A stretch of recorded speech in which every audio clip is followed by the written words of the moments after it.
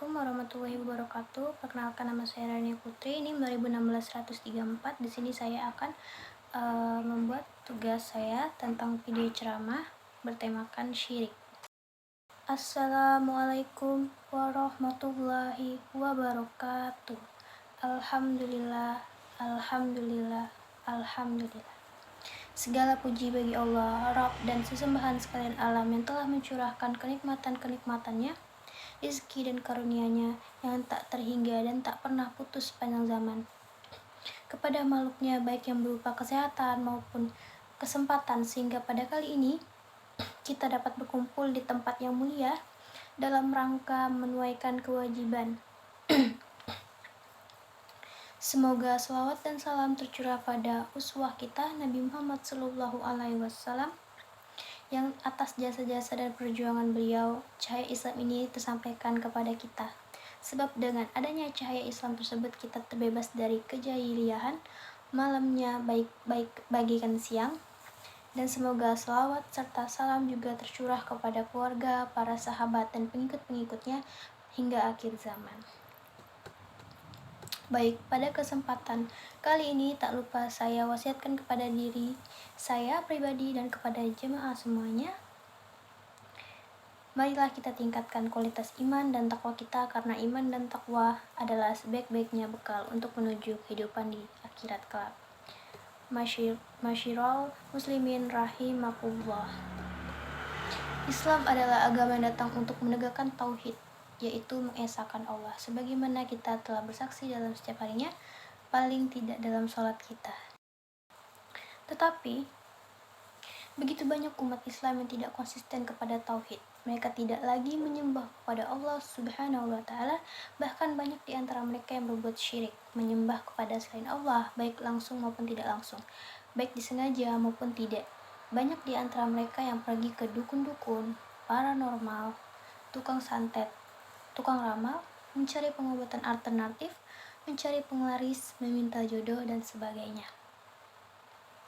Dan yang lebih memprihatinkan lagi, wahai kaum muslimin, banyak umat Islam yang berbuat syirik, tapi mereka berkeyakinan bahwa perbuatan itu adalah suatu ibadah yang disyar'ikan. Inilah penyebab utama terjadinya musibah di negeri kita dan di negeri saudara-saudara kita, disebabkan umat Islam tidak lagi bertauhid dan banyak berbuat syirik.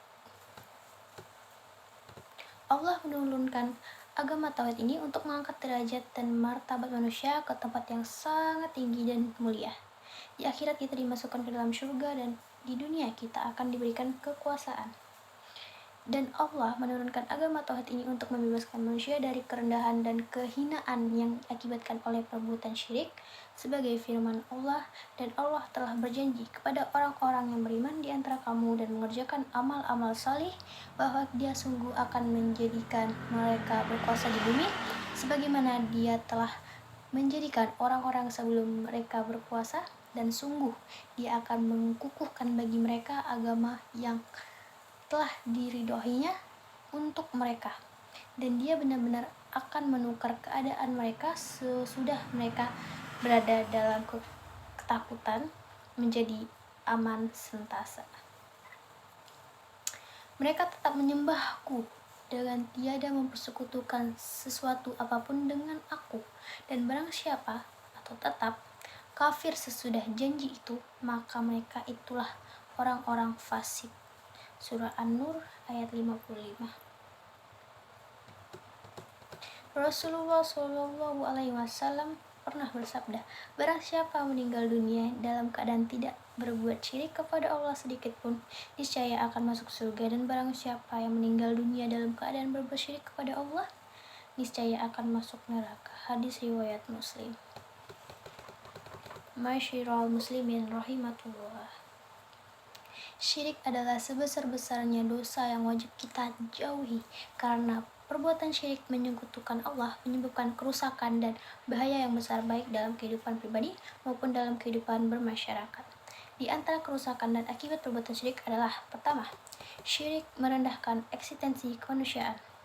Kedua, syirik adalah sarang khufarat dan kebatilan.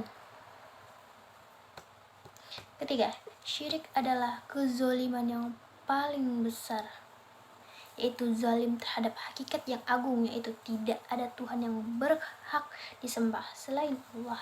Adapun orang musyrik mengambil selain Allah sebagai Tuhan serta mengambil selainnya sebagai penguasa. Syirik merupakan kezaliman dan penganiayaan terhadap diri sendiri, sebab orang musyrik menjadikan dirinya sebagai hamba dari makhluk yang merdeka. Syirik juga merupakan kezaliman terhadap orang lain yang bersekutukan dengan Allah karena ia telah memberikan sesuatu dengan sebenarnya bukan miliknya. Keempat, syirik sumber dari segala ketakutan dan kecemasan. Orang yang akalnya menerima berbagai macam khorat dan mempercayai kebatilan, kehidupan selalu diliputi ketakutan, sebab dia menyadarkan dirinya pada banyak Tuhan. Padahal Tuhan-Tuhan itu lemah dan tak kuasa memberikan manfaat atau menolak bahaya atas dirinya. Kelima, syirik membuat orang malas melakukan pekerjaan yang bermanfaat.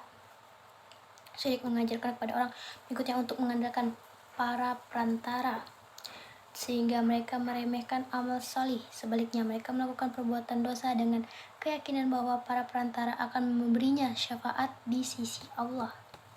Keenam, syirik menyebabkan pelaku kekal dalam neraka. Syirik menyebabkan kesia-siaan dan kehampaan di dunia, sedang di akhirat menyebabkan pelakunya kekal di dalam neraka. Allah berfirman, sesungguhnya orang yang mempersekutukan sesuatu dengan Allah, maka pasti Allah mengharamkan kepadanya surga, dan tempatnya ialah neraka. Dan tidaklah ada bagi orang-orang zalim itu seorang pun menolongnya. Surah Al-Maidah ayat 72. Yang terakhir, ketujuh, syirik memecah belah umat. Dan janganlah kamu termasuk orang-orang yang mempersekutukan Allah, yaitu orang-orang yang memperpecah belah agama mereka dengan mereka menjadi beberapa golongan. Tiap-tiap golongan merasa bangga dengan apa yang ada pada golongan mereka. Surah Ar-Rum ayat 31-32. Masyiral muslimin rahimakumullah. Itu berbagai kerusakan dan bahaya yang ditimbulkan perbuatan syirik. Yang jelas syirik merupakan penyebab turunnya derajat dan martabat manusia ke tempat paling hina dan paling rendah.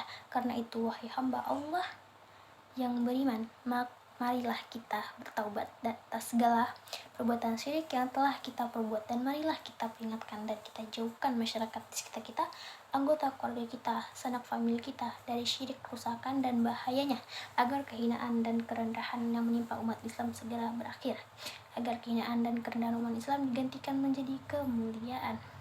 Demikianlah pesan dakwah yang dapat saya sampaikan. Kurang lebih saya mohon maaf kalau ada kata-kata yang bermanfaat. Maka ambillah, jika dapat kesalahan maka jauhilah, karena kebenaran sesungguhnya hanya milik Allah Subhanahu wa Ta'ala. Terima kasih. Wassalamualaikum warahmatullahi wabarakatuh.